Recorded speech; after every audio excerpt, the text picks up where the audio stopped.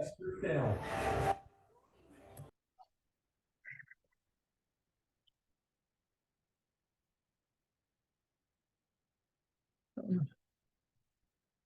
good afternoon.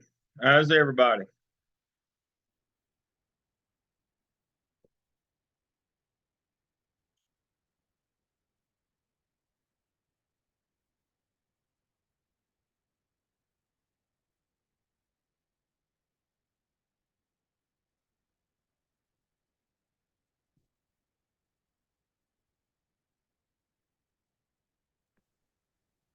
Well, I went to one of my elementary schools today, and 11 of the 25 teachers were out sick. Well, that's not good.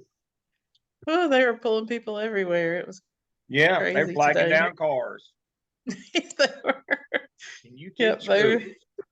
they were like, if you slow down in the carpool lane, we're sucking you up We're to gonna come. pull you in here. Yeah, it is all kinds of stuff. A little bit of everything going around. Yeah, I'll tell the story when we get to the personnel night. I asked an applicant for a job one time if he wore a chicken suit. That's how desperate I was to get people. I had so many vacancies. Well, the principal and the assistant principal at this school are also both sick, and they ended up having a discipline issue. So they called the principal from the neighboring middle school to drive over to handle the discipline issue. Oh wow. Yep. Yeah, it's but as we're going to talk about tonight, you better carry out that due process because bad things will happen to you if you don't. Um, I've got several examples here. Well, I see it's 7 o'clock. We're going to go ahead and get started. Thank you everybody for showing up tonight. Always good to see everybody. Thank you for joining in with us. I'm going to do a debrief on our case study last week, and then we'll dive into this one tonight. First thing I want to remind us all of is Tinker versus Des Moines. That was the legal case that established due process in schools. Now, contrary to popular opinion, people think that due process goes back to the 14th Amendment to the Constitution. It emanates from that, but that's not the case in terms of schools. There was no due process in schools prior to 1969, 1970. You could be jerked up at any time for any reason, and I was, and beat soundly on a regular basis just because they wanted to. Sometimes you didn't even. Now, it wasn't like, now, full disclosure, it wasn't like we didn't deserve it, because I'm sure we'd done something that day or the day before that we needed to have the stuff and beat out of us. But a lot of times we wouldn't even know what it was for. You just get jerked up. And so the first half of my school career, there was no due process. Wasn't until I got to high school, and it was limited then, very limited. Not even what we have today, not even close. But it was better than just being jerked up at random, and put out or sent home or any of those things. So Tinker versus Des Moines, the Supreme Court heard that case. Tinker was the plaintiff against the school district of Des Moines, Iowa. And what the court for the first time ever said, and I quote, "Students' rights do not stop at the schoolhouse door." So what it meant is that kids get due process. And of course, that opened the door for later on in 1975, a scant 6 years later, that opened the door for rights for exceptional children. Now, I'll be the first to tell you, the only, maybe I'm thinking maybe one or two my whole life I went with school with exceptional children, and they just helped the custodians. They didn't get to come to school. That was my schooling experience did not include exceptional children. They didn't get to come to school until 75, 76. But Tinker versus Des Moines opened the door. Due process. Kids have rights. They have a right to an education. They have a right to due process. That all came from Tinker versus Des Moines in '69. And as we talked last week about Bobby's case, is Bobby got no due process. Well, Bobby's got to get due process, and it can't be arbitrary. You know, you pick Bobby and not somebody else, and it can't be capricious, more punishment. And you got to follow all the rules, the regulations, the policies. And as I told you, at some point in the first level interview that you have for an AP job, they're going to ask you if you'll follow those rules and policies. And if you don't, they will put you out. It's just that simple. So I want to make sure that we understand that. Now, sometimes just because you can doesn't mean you should. Oh, Dale, what in the world is that cryptic content? Well, the principal that got fired at Tuscola, she gave her side of the story this week, and she admitted, and because she gave an interview, the superintendent was able to release the cause, and it was she wouldn't follow the rules and policies.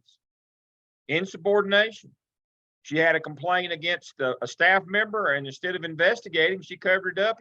And when she was told not to have any contact with him, she called him and said, "Let's get our story straight." She admitted she did that. I'm flabbergasted. Let me share that article with you. Some of the things that she said. Now, how anybody thinks that they could keep a job after admitting what she has admitted is beyond my scope. So let me share my screen and pull that particular one up here. Let me switch browsers back over here. Let's see. So here she is. And so,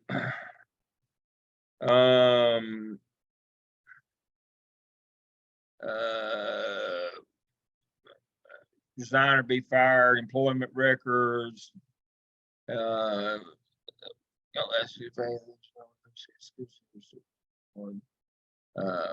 he was behaving she had to remind us, she had a football coach, staff member, teacher that was behaving inappropriately with females, both faculty and staff and students.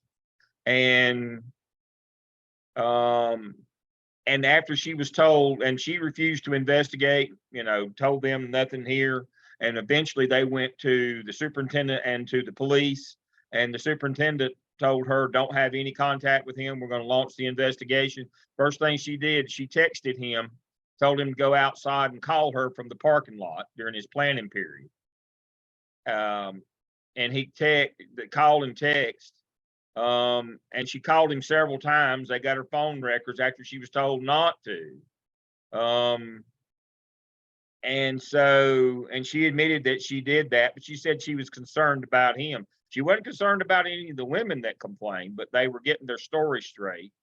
She got cut off.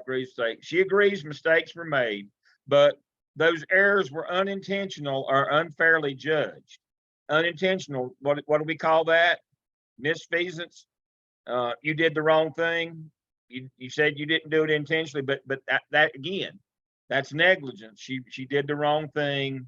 I directed you to have contact with no one, and after you intentionally interfered with the investigation, you contacted witnesses.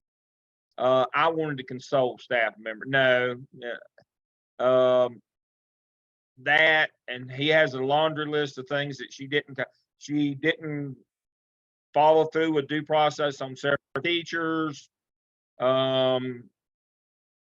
Several other things here. Let's see other things that she agreed that she did. Several of them cited your handling of the matter, and they didn't believe you would do anything. When she basically threatened the first witnesses against him, she threatened them, and so they stopped reporting to her. She acknowledged that she didn't find anything there. She talked to him. He said he didn't do it, and that was the extent of her investigation. Didn't involve police. Acknowledged she didn't tell anybody in the central office. HR didn't involve the police. Didn't properly reprimand 2 staff members who failed to follow protocol as been directed, and students were hurt. Didn't do that. She wouldn't follow through with those things. They were using a school-owned for transportation, violating rules on. I mean, the laundry list of things here that she didn't do. basically she didn't follow any rules of due process, didn't follow through on any of her legal responsibilities, did not follow policies and laws, but she says that all ought to be overlooked. I mean, this is, she didn't follow through on a suicide risk, and the kid ended up killing themselves. That Jackie's going to speak to that one. And is Jackie with us yet? I hope she's here so she can speak to that one. She had that one to happen this week, but this is it. I gave one link, but Jackie, here's another one. If you're not on, I'll get this one to you. And so, they didn't follow through, let the kid go home. The kid went home and killed himself. Didn't call any mental health professionals, didn't get the kid any help, knew that the kid was suicidal. Said it haunts her every day. You received notification the student had suicidal intentions. While you contact the students, you failed to report the matter to school councils. Counselors didn't contact local mental health, other administrators, or the police. No follow-up. Kid sent the kid home on the bus and he committed suicide. Oh my Lord. And this woman thinks she ought to, and she says that she would appeal, except it's going to cost her money. Appeal, she's going to be lucky to stay out of prison. She will be lucky with what she has admitted in this article. She is going to be lucky to stay out of prison. I'm serious. She's not just talking about losing her house. She may lose her liberty over this stuff that she admitted to the newspaper. You've got to follow laws and policies. Now, I don't want to speak out of turn, but Jackie had one of these this week, and you've got to follow through on these kids. You've got to contact the police, mental health, counselors. This is the worst case scenario, but this is the kind of stuff that happens. The superintendent in this district up north, I've got that link, had to resign this week because he violated FERPA laws. They had a kid beat down in the hallway. The video got released. The school didn't do anything, didn't act at all, didn't do anything. The kid went home and killed herself. And then when the parents complained, he threw them under the bus and divulged private information about the kid. And then he wonders why he had to resign or be fired the next day. I know you don't want to bring negative PR to your school, but your need to do the right thing and self-preservation, if nothing else. You've got to follow through and do these things. Dr. Sain, I'm gonna let you come in on this one as well. I know this one is personal to you. Yeah, I mean, just what you're saying. I mean, it happens every day, and we, it's recently been in the news more so than it usually is. But you're going to be faced with challenges and situations every day that you've got to make sure you're doing the right thing. And it goes back to what we were talking about last class, having a team in place. You've got 2 sets of eyes, but you need about 16 sets. And some days you're going to need 20 sets, especially when you have 11 teachers out sick. That's when things really go down, is when you don't have trained professionals supervising students. And it's so disheartening. But just like the principal in the mountains, she's backtracking. She knows she's wrong. But it happens. In the moment she made decisions, she probably felt justified in those moments. It's why it's so important not to live by your gut, but live by the law and the policy that you're supposed to uphold. The gut means nothing when you're a principal. The heart means nothing. You have to go by policy and procedure. And that sounds cold, and almost like why am I getting into it? But that's true. If you want to be successful, it's got to be law and policy. That's exactly right. One of the responses this week to a situation that happened in a kid, they do prosper. A kid went out of control, had a sub in the room. I mean, that's when things tend to go bad. But sometimes it goes bad even when you got the regular people there. They're in a hurry. They're busy. I used to make my assistant principals carry a little pad in their pocket. I carry a little bit. You get old, you have to write bigger, so mine won't fit in my pocket anymore. But I still have to carry a pad around. I would like to take notes on your work all week long. I take notes, but I'd make them carry a pad, and I said, I want you to have a priority list of things that you want to accomplish every day. I need for you to have a plan and be focused. But I said, but you've got to know, and I can't help you with this. You've got to know, you've got to have that spidey sense. You know, thankfully for me, I have hair on my back, so it would stand up when I'd know I better stop and deal with this.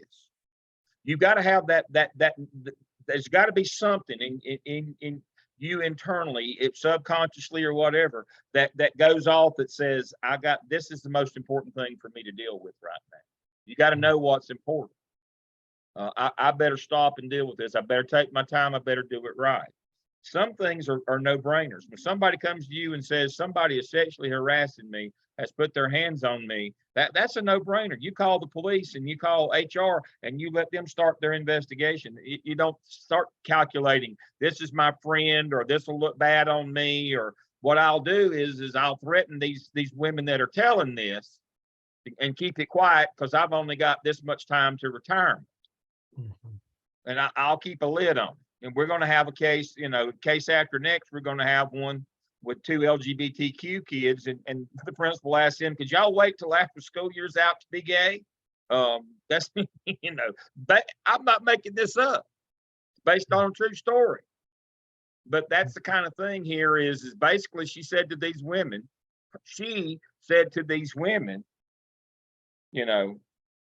this didn't happen to you, or I'm not hearing this, or, you need to wait till after next year when I retire or whatever. I'm not dealing with this. And that was a no-brainer. Sending a kid home on the bus that's threatened suicide, didn't call anybody. I mean, this is not spidey sense. This is just being, sensible. And unfortunately, you all are entering a time where suicide that is such a real thing. I think when I was a principal, their kids' mental health, they were beginning to talk about it, but I don't know that they were acting on it as much as they are now. And that is just an awful thing, that they are going home and actually following through with the things that they're saying. And that makes us so much more liable. Because, a lot of times when people mess up, is right before Christmas break, right at the end of the year, or right after a long day, and you're tired, and you don't when you get something at 2:50 and the bell rings at 2:55 and you don't want to deal with it. That as educators, that happens. It's just that some of the things that come back to bite us are the things that happen when we're the most tired. So that's my word of caution to you, is you can't be tired while there are kids in the building. No. And you always got to act on it. And you got to remember, y'all aren't old enough to remember. We'll get to you just in a second, Sandra. Y'all aren't old enough to remember the concept of school night, probably. But when I was a kid, and in a lot of that was one of the things that you were taught as a kid is no, you can't go spend the night with your friend. No, you can't do this. You can't do that because it's a school night. No, you can't stay up past your bedtime. No, you can't watch TV on the 3 channels we got. Nope, you can't do that because it's a school night. Well, unfortunately for us in this business, that kicks back in when you're a school administrator. Don't be planning things in the afternoons. Don't be planning, I'm going to slip out early and go play golf, or I'm going to go do this, or we're going to go do that. It's Valentine's, it's Tuesday Valentine's, or Monday Valentine's. I'm going to take my wife. No, it's a school night. Save that stuff to later so you can focus. If you get through your day and nothing happens, then it's like a bonus for you. But when you start planning that stuff, you're tired, or you got other things on your mind. You want to go here, you want to do that. You got this social event, that it's a school night. Have school until school is done. Sandra, you had a question. I'm sorry. Yes, I wanted to find out if students share information with you of stuff that is totally irrational behavior, but it did not happen on campus. What do you act upon it? They told you at school you have to act upon it. But it didn't happen on campus. Well, and it didn't but you still have to act upon it. That doesn't matter. It was on a weekend. I still have, okay. You still have to act on it. Okay. Somebody told me something today, late this afternoon, and I'm looking at them like, huh? And then the kid admitted to it, and and my mom knows. And I'm looking at her like, huh? And the boys are like calling her out. And I'm like, so I'm, and it's like all this going on at the end of the day. And I'm like, wait a minute, I need to ask my professor about this. Yes, and Dr. Sane is smiling because he's going to address this next week in cyberbullying. It's exactly what he's going to address. For some reason, people think the cyberbullying law in North Carolina was repealed. It was not. The only part of it that was repealed was the Twitter war part. If Sandra and I get in a Twitter war and I start losing, I can't claim she's cyberbullying me. That's the only part that came out. But even if everything that is happening away from your campus, if it impacts the instructional day, then you have to deal with it. Parents don't like that. They'll try to buffalo you and bluff you into, oh, you don't have any jurisdiction. Yes, you do. And I'll tell some stories next week, but Dr. Sane's going to talk about that next week. Yes, you have to deal with it. You're responsible physically from the time that they get at the bus stop, on the bus, at school, bus stop, on the bus stop, to portal to portal. But if there are things that happen in the neighborhood, this notion of, well, he didn't use a school computer, so we don't, that's not true. Doesn't matter what device was used or where it was or when it happened. If it involves school people, then you got to deal with it. That's what the cyberbullying law says. It's in next week's link of things. You click on it, and it's got all the different statutes, right? That's got the one for schools as well. I've already got it primed and ready for you. I redid the link last night to make sure it was working. So we're ready to go next week. So it doesn't matter where it happened. You got to deal with it. That's one of the complaints that school people have, is that so much has been put on them now, is that they're expected to do all this stuff. Well, but that's the nature of the beast. Yeah. Do you really want to risk your house going to court and saying, I just didn't have time for that? I was playing golf at 3:30, so I didn't deal with it. Too bad, so sad that kid killed himself, or this cyberbullying happened and this kid got attacked and harmed. I wasn't sure where they did it at, so it didn't really matter. No, you don't want to have to go to court and say that. And most of the court cases have been against educators in those cases. The rule in favor of the absolutely parent who's responsible, regardless of the time. Yes. So that's why you got to deal with it. Now, I don't want Jackie, your comfort level, you get to pick. Jackie had this very case this week. You want to share that with us, Jackie? Sure. And I'll say, I was just gonna say too, like, the gaggle alerts never happen until Friday night at 7:30 p.m. when you're at dinner and you have to deploy the police and the social worker. Like, it really never stops. Like, I feel like I'm obligated to check my email 24 hours a day. You are. But yeah, just like a quick synopsis of the issue that we had this week was a student told another student while they were talking outside of school that he was currently using drugs, that he was high, and that he had been using drugs and had an addiction problem. And so the student he told came and told us first thing in the morning. So we immediately had the counselor pulled him in and talked to him, and he admitted to it. And so she immediately called the county services, drug counseling services, to have someone come over to speak with him about that. And the kind of twist to this is that his mom doesn't speak English. So he called his mom to tell her in front of the counselor, but the counselor doesn't speak Spanish, so she didn't know what he was saying. So he received resources and those things. The next day he came to school and he reported that he had gone to the emergency room because he was having hallucinations the night before, and he kind of just had a meltdown in the class. So the teacher cleared the classroom, brought in the social worker and the school counselor and administrator, and called mom. Mom came in a separate room, and we were all in there with the translator talking to mom, and mom said, I don't know what you're talking about. He never called me. He has never had an addiction problem. Everything that he didn't go to the emergency room, like everything that he's telling you is not true. And then she was convinced that he was procuring drugs at school. So we decided to move her into the room where the student was, but when everyone left, the principal stayed behind, and the principal was just like, we have to like let him go. Like, I don't have time for this. Like, he needs to leave our school because we're a magnet school, which my opinion, and I don't know if this is right, Dr. Lamb, or not, but was that we have an obligation to report these things, to help him, to provide resources, and it is not serving him in any capacity to just like release him out into the world. He hasn't broken any of the rules of our magnet contract. He did not do drugs at school. There you go, magnet contract. Can't let him go unless he broke some of the rules. You just answered your own question. I knew you would. You're smart. Okay, so it didn't take but 10 minutes with him with mom in the room to admit everything was a lie.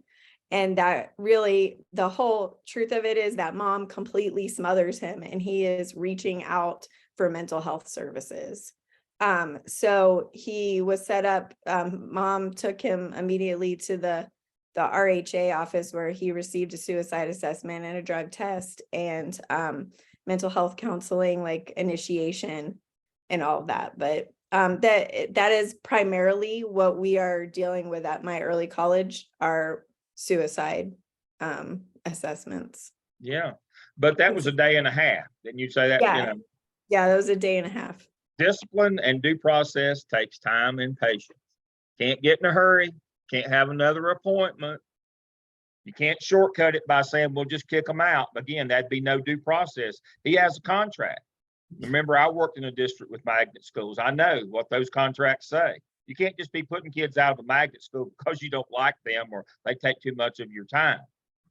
Now, you're not allowed to do that. I mean, he gets due process on that as well. But thank you, Jackie, for sharing that. But the notion here is it takes a lot of time. You got to follow through. You got to work this thing out.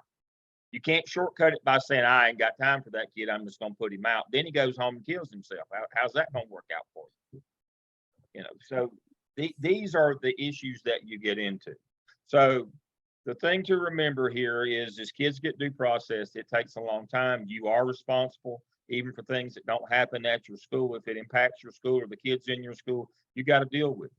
When you get reports from students or staff about somebody's behavior, if it's sexual in nature, you call the law to start with. That's the first thing you do. And let's remember this part of that. When the police come in, and Dr. Griffin Jordan works with me on Tuesday nights, and one of the things that she reminded everybody of last night is when you involve the police, you're still the lead. I mean, they're secondary to you. They're not going to do discipline for you. And the reason why that's a good thing is you have more authority in your building than they do. Let's go back to the legal standards here. So Jackie is an AP over at the early college. Jackie only has to have reasonable suspicion to call a kid in or question them or search them. Police have to have probable cause, a completely different and much harder standard to achieve. She can decide to, just on a report of another student, to search a kid and don't strip search them.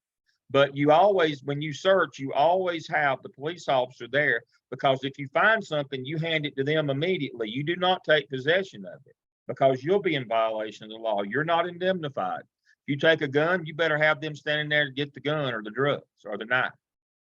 Otherwise, you're not indemnified. We had a fellow in Charlotte, Mecklenburg, who was taking weapons off kids and putting them in his dress drawer. It looked like he was running a gun and knife shop. That doesn't go well. That only came to light. One of my favorite stories is he went crazy. I don't mean, I'm not talking hyperbole here. He went get the butterfly net crazy and had to be institutionalized. I hate to say that, but he did. But before he did that, he was principal at Albemarle Road Junior High. If you know where Royal Drive is, it's right on Albemarle Road on the east side of Charlotte. What is it? Eight or 10 lanes? Businesses everywhere. This was back in the day when Eastland Mall was just right there, and you couldn't serve the traffic. I mean, just businesses, mall traffic. I mean, just unbelievable. Royal Drive is right off of Albemarle, a quarter mile up to the top of the hill of the school. So the school front driveway is called Royal Drive. You can look it up you can Google it on a map. And so now you have to understand how buses work in Charlotte Mecklenburg. They're triples. They pick up the high school kids first, early start, and then the middle, and then the elementary. So they triple the buses. They run the same route so that the kids don't ride the bus together. The little ones aren't with the middle ones or the big ones. They run the buses 3 times. So but the issue is that's all well and good, but in the afternoon, there aren't any buses on your lot until time for dismissal. Sometimes you have to hold dismissal a minute or 2 or 5 or 10, waiting on buses to come. You don't ring the bell but one time with no buses on the lot, because they'll go out and riot in the parking lot waiting on the buses. But the kids have been fighting all day, and he confiscated a couple weapons. So as soon as lunch was over at 1:30, now dismissal's at 3:30, and as soon as lunch was over at 1:30, he rung the bell. Not one bus on the lot. That mob of 1,400 kids come rolling down Royal Drive, down the front drive to school into Albemarle Road. They knocked the windows out of restaurants. They turned cars over. They set fires. They went to the mall and had just a riot on the east side of town. He just lost his grip. That I'm done with this kind of thing. Let's send that kid home, or we're not going to handle this. I'm just not going to put up with it. He rung the bell at 1:30 with no buses on the lot. And of course, they had to take him, put him in a padded cell after that, but he just lost his mind. But people, it's easy to sit here and say, don't do that. But I tell you, you get fed up, you get other things in life going on. It just becomes overwhelming, and you do really dumb things, really dumb things. And so, you got to handle your business, handle it now. It won't get any better the longer you wait. Handle your business, do the things you need to do. We'll worry about the consequences later. Now, one of the things is that administrators do is, we're going to talk about disciplinary data reporting in a minute, is they underreport. They think that if I don't suspend a kid, that I don't have to tell what happened in my building. That is not true. We report incidents, all incidents, not outcomes. And so, we've got to handle our business. We've got to call the police when we're supposed to, and we've got to follow up. And we, it's a school night every night for administrators. You don't get much time off. I know that's contrary to mental health, but you got to handle your business. So let me go through the notes that I've made on this week, questions that folks had that came up in the responses to due process and processes discipline. The thing to remember in due process from our activity this week, you've got to know what the substance of your due process is, and then you got to follow it. That's substantive and procedural. Now, I've got a link, I've got a document in under Zoom session 5 that outlines what due process is for this. We can look at that in a minute, but I'll go ahead. Let me share my screen right quick. I want to pull that one up. Make sure you know where it is. Right here, it says due process summary under Zoom session 5. Let's see, here we go. So right here's what it is. Tinker versus Des Moines. Okay, so what rights does students process be announced in disciplinary data manuals and the district code of conduct of what the process is. The kid has the right to be informed of the charges against them, the right to hear evidence and witnesses against them.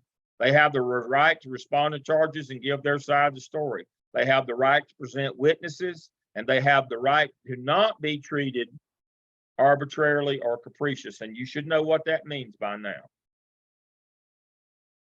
So that is a summary of the due process that kids get. Now, some questions that arose in terms of discipline. You should work toward restorative justice, not just get kids out of your building. That's what Jackie was talking about. That's not restorative justice. That compounds one error with another, which is you now broke that contract. You had no right, you had no cause to break that contract. You denied that. You have zero tolerance to that kid. And we know what zero tolerance is. That means you can't do that. So here are some of the questions that arose this week. Nellie, who is in the other section, wanted to know, what is adequate supervision for large groups, like in the lunchroom or on the bus lot or in the gym? In court, it's 1 to 45. If you didn't know that, write it down. So if you've got 450 kids, it was a quick math lesson. If you've got 450 kids on the second lunch shift in your lunchroom, 450, how many adults do you have to have in there supervising them? According to the court, if you go to court and they claim inadequate supervision, my kid was hurt because there wasn't adequate adult supervision in the cafeteria. There's 450 kids in there. How many adults minimum would you have to have in the eyes of the law to have adequate supervision? 10. All right, let's extend that a little bit further. Excellent. Do I have to supervise those kids that get dropped off before school opens or after school, after dismissal, that parents don't come get, that stand outside my building? Do I have to supervise them? Yes, you do. Remember, portal to portal. That's on the way to the bus stop from their house, at the bus stop, on the way to school, on the bus, while at school, before or after, on the way home, on the bus, at the bus stop, and to their domicile, portal to portal. Now, I always get a question, well, what if they decide to go to the malt shop and get a malt on the way home? Well, then not while they're at the malt shop, no. Then I get the question about, what about kids who drive? From the time that they get there till the time they leave, they're yours. They do private transportation, that's on them. So yes, you must supervise kids. If kids get dropped off before the school actually opens, you better have somebody there with them. If they don't leave at dismissal, you better have somebody outside with them, and you better be 1 to 45. Harding, they had 400 kids outside after school. Girl got raped. And what they claimed was it happened after school. That didn't go well in court. That did not go well. They got hit on 2 things, not supervising at all and inadequate supervision. Yes, Sandra. What if it happened after the school hours? That doesn't matter. Does not matter. We've had situations where the principal announced and told everybody after the basketball game or whatever, your ride must be here at 7 p.m. The school will close at 7 p.m. But your liability does not close at 7 p.m. Okay. And also that has to be reported in your disciplinary data. If you have a fight at 11 o'clock after the football game on Friday night, that goes in your disciplinary data. That counts against you. You don't get to say that your liability ends. It does not. Courts have ruled on that 1,000 times over.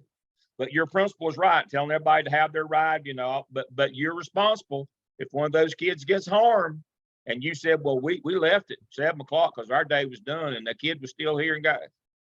That will not go well for you. You're responsible until you get them off that campus and get them in private transportation till they get off your campus. You are responsible for them.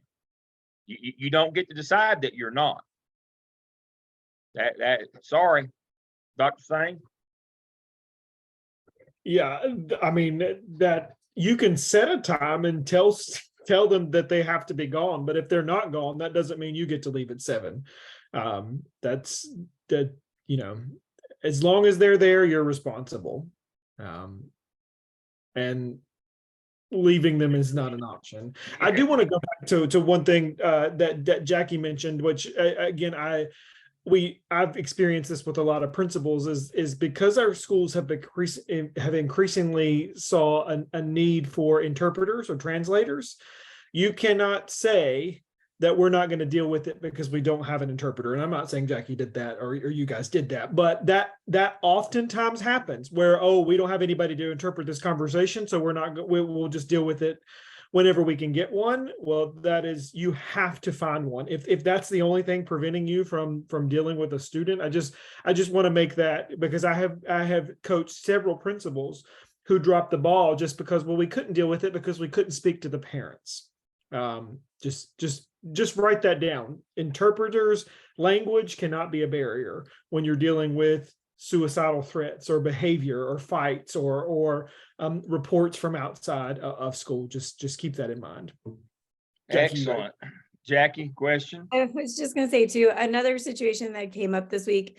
We easily have Spanish interpreters, but there was a student who's disciplined and her dad speaks Chinese only and Mandarin. So I had to send an email just like outlining what was happening and these are the terms of this. And I just easily went to a translation website and translated it into Mandarin and put it at the bottom. And I put a little note in Mandarin at the top that said, you know, Mr. So-and-so, please scroll down to the bottom to see it.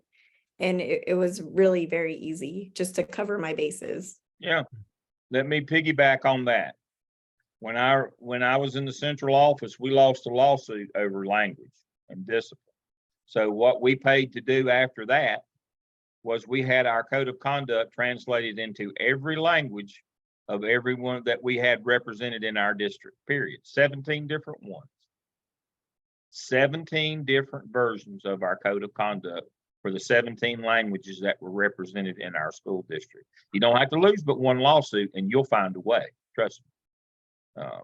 And we had to pay for that and the lawsuit. we got double jeopardy on that one. We got whipped coming and going. Yes, we did. 17. And that is something that we also miss, Dr. Lamb, principals and assistant principals, is that when you get students who are not Spanish speaking, they're another language. We don't notify the right people, but things should be interpreted pretty quickly. And when I say quickly, by the end of the day, you should have something rolling to make sure that you have your documents and what those parents need to see in their home language, or you're going to lose a lawsuit. You are. Quite coincidentally, the hour leading up to class tonight, I've been working with one of my doctoral students. She's in Burke County. Their primary two languages are Spanish and Hmong. But they too have gotten an influx of Russian or Russian speaking kids, Eastern European, and it's upset their apple cart. And I commiserated with her on that, in that I was principal in Charlotte with the largest ESL unit in Charlotte at Eastway Junior High, and we were Hmong and Spanish back a long time ago, and then the Berlin Wall fell and we had a huge influx of Eastern Europeans that mostly spoke Russian, Moldovan, that kind of thing. You got to find a way, folks. I'm gonna tell you, you just got to find a way.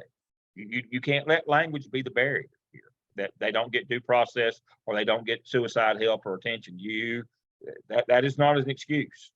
And we weren't doing due process right in terms of the code of conduct, the way kids were being disciplined. We lost a lawsuit and we had to pay. Kim, you got a question? I was just going to share this week. I do a lot of traveling in my job to different schools, and I was listening to a podcast about a new tool that is out called talkingpoints.org. I'll drop the link in the chat.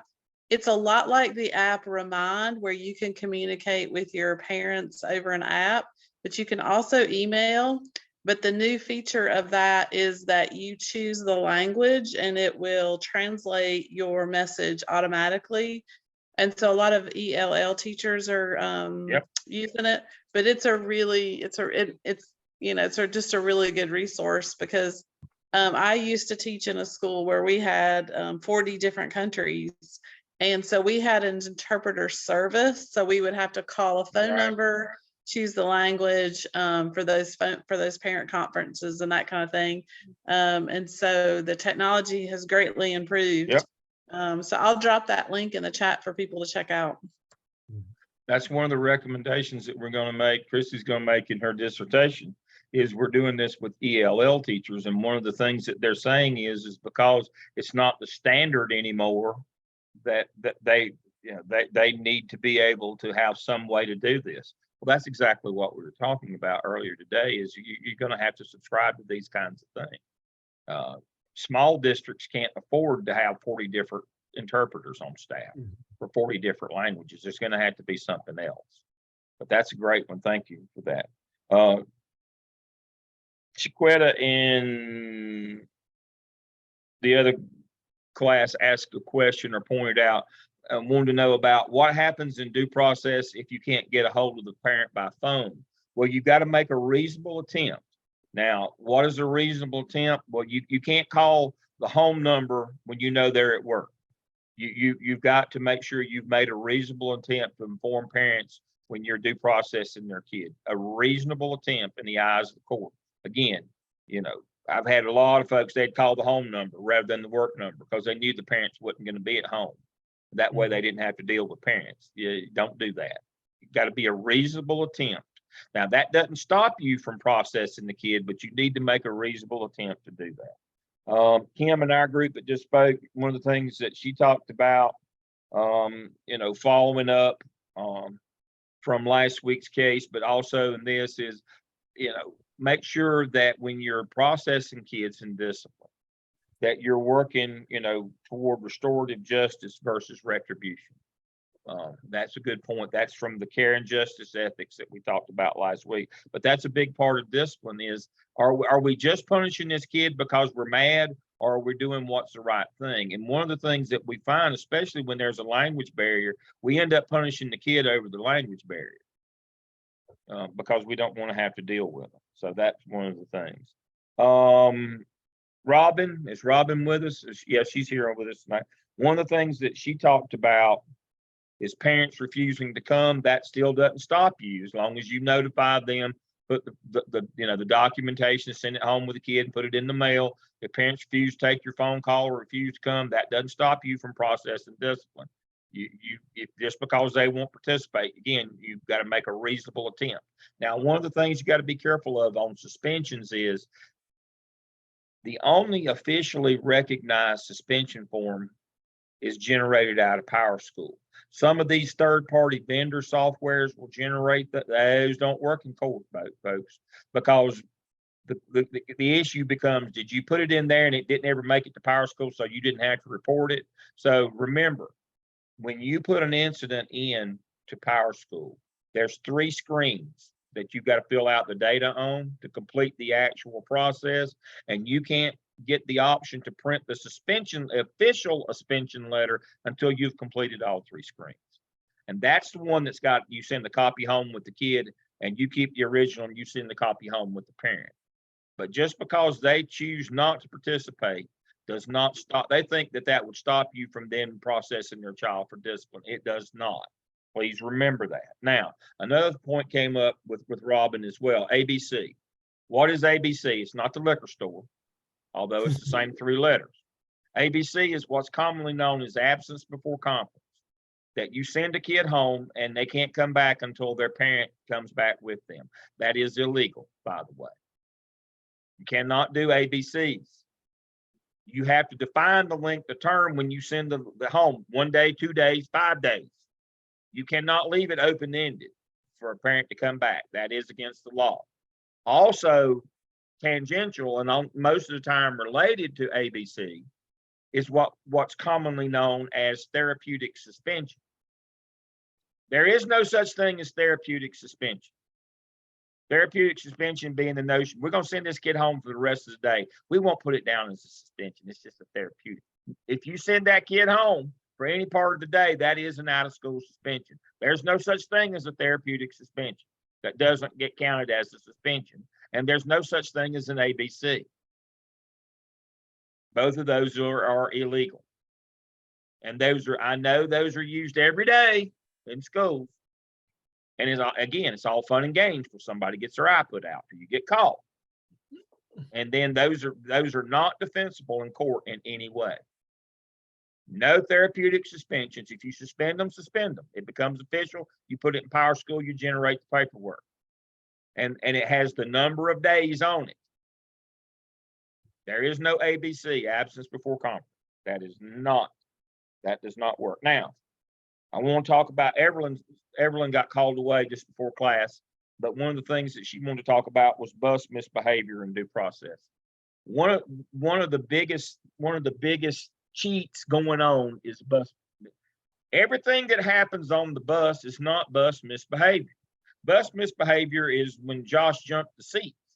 trying to come and, but when he jumped the seat and came and punched me, it no longer is bus misbehavior. Now it's a fight. One of the things that schools do to hide their behavior and cover up is they'll say anything that happens on the bus is bus. No, it's not bus misbehavior. If a fight broke out on the bus, it's still a fight. If a rape happened on the bus, it's still a rape. And you punish for that. We don't do that. We don't we don't claim everything's bus misbehavior so it doesn't look bad on our statistics. That's what happened at James Martin Middle School. Parents went to the media and said that there had been 11 rapes that year at that school. Boy, it hit the media and it went like wildfire. We looked at their data right quick and they hadn't reported any. I went running over there right quick, huffing and puffing. What in the world's going on? Well, we reported it. Well, show me in Power School where you reported it. Well, right here. It says bus misbehavior. I said, well, yeah, the rapes happened on the bus. They covered up 11 rapes in one school year. And all of these were second language kids that were being preyed upon by this gang of students. And the language barrier, but their parents finally got an advocate and got to the news media. And it was a terrible, terrible story. But they were hiding them, claiming it was just bus misbehavior because it happened. And their argument was, well, it happened on the bus. It's bus. No, a rape happening on the bus is still a rape. Again, read the manual. It tells you that in the manual. They have scenarios. So everything that happens on the bus is not bus misbehavior. Bus misbehavior is standing up or sticking your head out the window. It's not fighting. It's not, sexual assault, sexual offense, whatever. That is what it is. That is the refuse of scoundrels who are trying to underreport. You say, well, Dale, why are they trying to underreport? Remember, if you get too many of those acts of violence, you could lose your job. But here's your choices. If you report it yourself, yeah, something bad might happen, but you can recover. If you don't report it, you lose your job and you'll lose your house and you may lose your liberty. That's the notion here. They're trying to avoid that persistently dangerous label. Remember 1991, No Child Left Behind said that kids don't have to go to two kinds of school. Low performing academically or persistently dangerous. 9 acts of violence count against you. You get, you get 1 for every 200 kids, which is a half of 1%, or 5 for every 1,000. You can do the math. And don't be that dumb person that said, well, that doesn't affect us because we don't have 1,000 kids. No, it's a half of 1%, regardless of how many kids you have. So if you got 200 kids in your school, it's 1. If you exceed 1, then you're going to be on the watch list. You say, well, but you're asking me to tell on myself. Yes, I am, but that's to protect you as well. If it continues over the course of 2 years, yeah, you may get displaced, but you can survive that. You can't survive it if you're counting rapes on the bus as bus misbehavior and underreporting it. You can't survive that because you're going to get fired. You're going to get sued by these people. And you may have a criminal case that goes along with this as well. You definitely civil. So you got to understand about reporting and about buses. Let me go on my notes here. I've only got a couple more.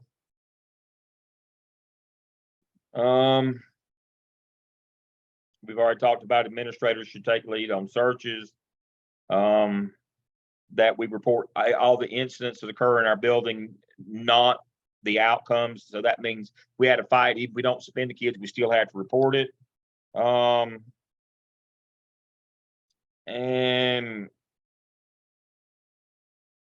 Jackie's already, so pattern. So Allison asked about a pattern of behavior. So let me talk about patterns for a minute.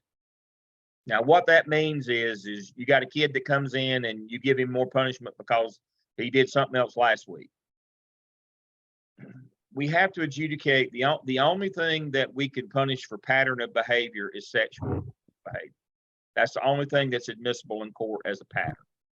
So if a kid, was shooting slingshots last week and this week, he got in a scuffle, you can't give him more punishment because of last week's incident. That's not, we can't use pattern. The only time we can use pattern of misbehavior, the only time is sexual, is sexual incident is the only one. Now, when we talk about EC in a couple of weeks, exceptional children, manifest determination, Deck 5, psychological, reeval, all those things that we do for exceptional children, and we'll go through that. What we're looking for there is, is this a manifestation of their behavior? Now, everybody knows you get 10 days. You put a kid out 10 days or change their placement for 10 days before you have to go to a manifestation determination. But here's the caveat to that. There's two that you better know.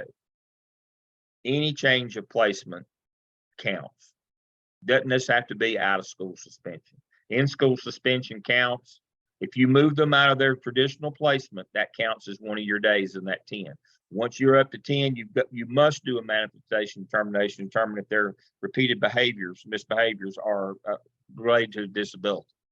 So that's the thing. That's one thing. Oh, we'll just give them in school. That won't count. It will. What about a suspension from the bus? Does that count? Yes, it does. Everything that you do that changes their normal placement counts as a day. Every day, 1 for 1. 3 days ISS, that's 3 days of your 10 on that path to a manifestation determination on their behavior. This is for exceptional kids and for 504 kids, same thing.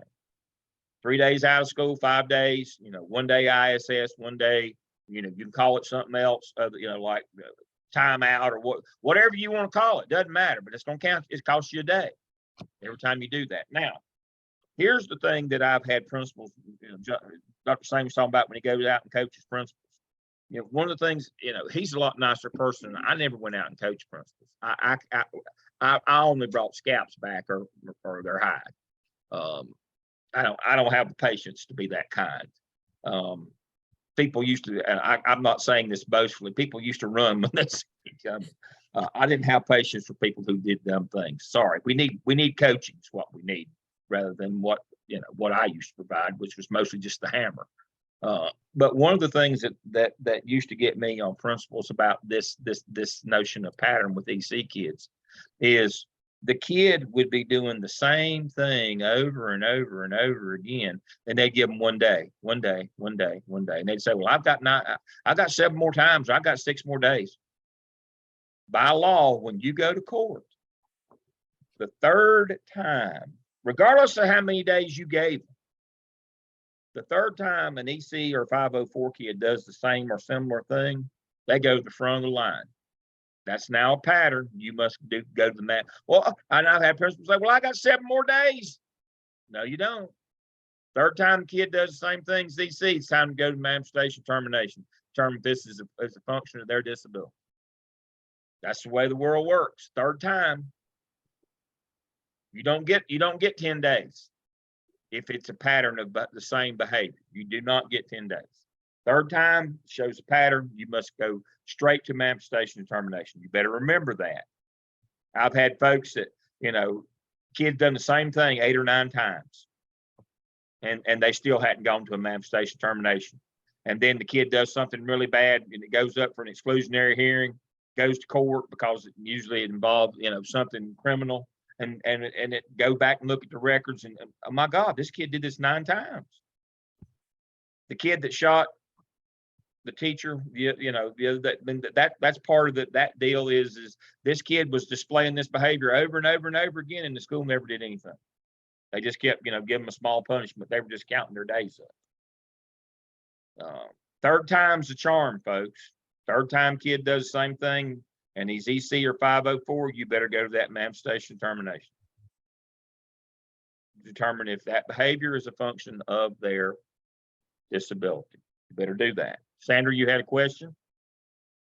Yes, I just wanted to confirm with you and Dr. Sane. So expulsion from school is only court mandated after perhaps whatever has happened is escalated to that level, right? There is no such thing as expulsion. It's only exclusion. You can only exclude for up to 1 year. Kid can apply no matter what he's done after 1 year, can come back, can apply to come back. That doesn't mean you have to let him back in. Got to have a compelling reason not to let him back in. But there is no such thing as expulsion, permanent gone. You know, remember, every disciplinary action that you give can be appealed to the next level up. So if the assistant principal gives a suspension, it can be appealed to the principal, the area superintendent, the school board, and then the court. Everything can be appealed. There is no such thing as expulsion. It's exclusion for up to 1 year. They get an automatic hearing before the board. And that's handed down by the court, right? And that's what I mean. That and the court and if the school board upholds it, it will most of the time will automatically go to a court case, and it'll have to be upheld by the court. That is correct. Okay. You can just plan on that right away. So always do your due process, do your paperwork, because if you don't, you never know which cases are going to get appealed. And you better be clean, and you better not go back behind and pull stuff out because you don't want to make your numbers look bad. I had a former principal do that. Well, she was former when I got done with her. She was at one of the small schools, and the kid brought a weapon and severely injured a faculty member at Garinger High School. And after she due processed the kid, had the hearing and did all that, it went before the board, but when it went to the court case, by the time it got there, we went to pull the documents out, and she had removed it and made it a lesser offense so it wouldn't look bad on her. Oh my. Oh my. You know, you have to own this stuff. You got to do it. But yes, I don't care if the kid all he did was blow his nose on somebody's sleeve. You better assume you're going to end up in court over it. That it's going to go every level of appeal, right through the school board to court. You better assume that to start with. Everything you give can be appealed. Everything. Let's look at our governance piece. I'm watching our time here. I like the give and take tonight. This is wonderful. Y'all need to ask more questions. So let me share my screen and remind you of the governance piece, and we'll start wrapping up here. So again, here's the due process summary, what you got to do when you're disciplining kids, when you're doing due process. But under Zoom session 5, let's remember, and we've looked at it before, this disciplinary data reporting manual right here, it tells all these things about incidents that you've heard me say, that we report incidents, not outcomes. The principles ultimately, see right here, disciplinary data is organized around incidents. That what punishment you give is not, the state doesn't mandate punishments. They don't care. They just, you got to tell what happened, not what happened as a result of what happened. And so this notion, if I don't suspend them out of school, I don't have to report it. That is not true. If we go over here and they say these things must be reported to law enforcement, everything that has to be reported in the actual system. Here are the 9 acts of violence that count against you right here on your explains persistently dangerous. It also has over here at the back, it has, these are the things that we will not allow in our schools. But you see, it doesn't give a punishment. It says, these are the things you will not allow to happen in our school. And here are consequence types as well. And so this notion that if I only suspend, no, the state says if you do any of these things, you have to report it. Even if all you do is conference them, in school, out of school, remainder of the year, 65, say OSS for 365, that's the most you can do. Can't expel a kid forever. That's called an exclusion. If you sign them to an alternative school, it doesn't matter. Time out. Just an oral warning. All you do is tell them, don't do that again. You still have to report it. That's what I'm talking about. This notion that I only have to report suspensions, no. This list of things right here says if you do any, it doesn't matter. Even if all you do is tell them to quit it, you still have to report what they did. There is no out on that. There is no way to mitigate that. You have to tell what happened in your building. Now, the state again says these things will not happen in our school. If you let these happen, we'll remove the principal or we'll quit sending you that $8,000 per pupil every year. Now, it's up to them. So that's the governance piece. That's where it starts. Now, the local board of education sets the code of conduct, which has the penalty for these very same infractions. Come on, here we go. And it sets the levels. Here's the code of conduct. You see right here, it's going to say,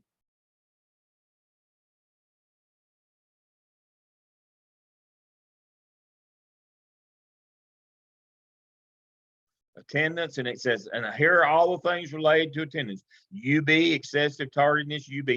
Those are those state codes for all of these different things that the state says you can't do. And then the school board sets the punishment right here, the responses.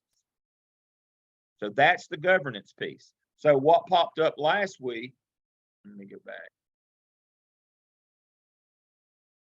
And I've got this pulled out. So what popped up last week, here's the PBIS website and all those things, roll the due process summary. So what popped up last week is you know, we could sit down as the faculty and maybe we could change the rules. No. The school board sets the code of conduct, what punishments will be, what consequences will be. The state says these are infractions in our school. These are the things that count against your persistently dangerous. These are the things that must be reported to us. These are the things that must be reported to awful civil rights. These are the things that must be reported to police. The state says that. You must follow that to the letter. That principal up in the mountains didn't do that. Said that they were, you know, those things were reported to law enforcement. Not supposed to handle them yourself. She just called a fellow in and said, "Did you do it?" And he said, "No." He said, "Okay." She said, "Okay." That's what we're talking about. That's how it works in real life. You've got this document that says these things will not happen. If they do, here's what you have to do in response. We're not telling you how much punishment. That's up to your local board of education to set how much in punishment for these infractions.